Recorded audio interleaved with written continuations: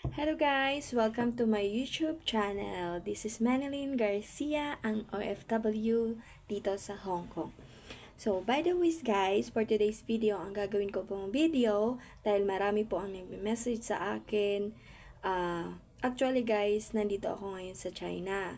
So, nung first time kong punta dito sa China is marami na talagang nag-message sa akin po kung ano ang gamit kong SIM card, paano ginawa ko, kasi nagtataka sila that time kasi Facebook ako, nagagamit ko yung Facebook at saka Messenger ko. Actually, pwede rin TikTok kung may TikTok. So, sa ngayon kasi, hindi ko may papakita sa video mamaya na gagawin ko yung TikTok kung gumagana kasi tinanggal ko yung SIM card ko na gamit ko sa Pilipinas. So, ayun guys, sundan nyo lang po step by step ang ipapakita ko sa inyong video para malaman nyo kung ano ang dapat gawin para gumana yung Facebook at Messenger dito sa China. So actually guys, pang 7 days na namin ngayon dito sa China. So it's third time ko nang balik dito. So 7 days lang kami dito sa China and mamaya is babalik na ulit kami ng Hong Kong. So yung ipapakita ko sa inyong gamit ko na SIM card ngayon is good for 8 days. 8 days validity lamang po. Kasi before, nung first entry ko here in China, ang bakasyon namin dito is 14 days. So, ang binili sa akin na amo before is, ang tatak is mobile duck. So, pang 14 days siyang validity na yung SIM card. So, ngayon dahil 7 days lang kami, so, ang binili niya sa akin is ito, yung green. Pang 8 days lang siya. So, dahil nga mamaya is babalik na kami ng Hong Kong. So, ayun guys, without further ado, let's go. Sundan nyo lang po step by step yung ipapakita ko sa inyong video. Panoorin nyo po guys hanggang dulo. So, ayun lang. Thank you for watching. So, guys, please subscribe my YouTube channel. I'm a newbie here in YouTube as a YouTuber. So, thank you. So, ayun na guys. Naisalpak ko na dito yung SIM card ko. And then, i-turn off ko muna yung mobile data para makita nyo kung paano ko gagawin.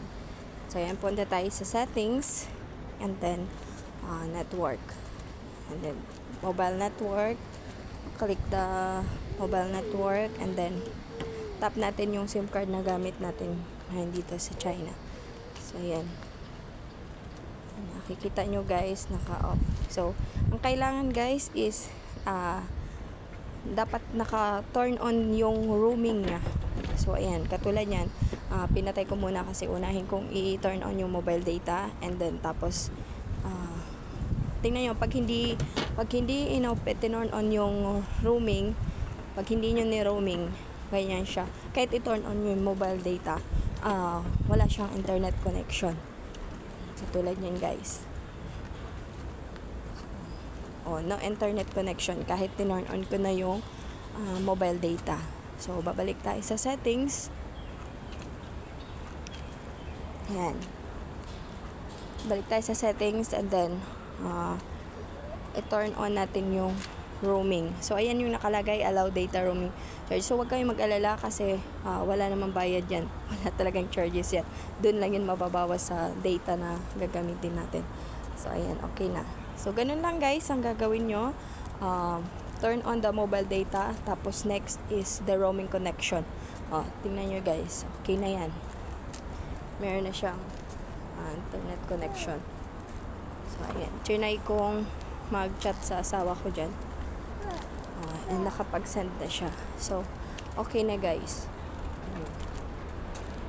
And kahit manood ka ng videos dyan, makakapagpanood ka na kasi meron na siyang connection. So, no need to use the VPN.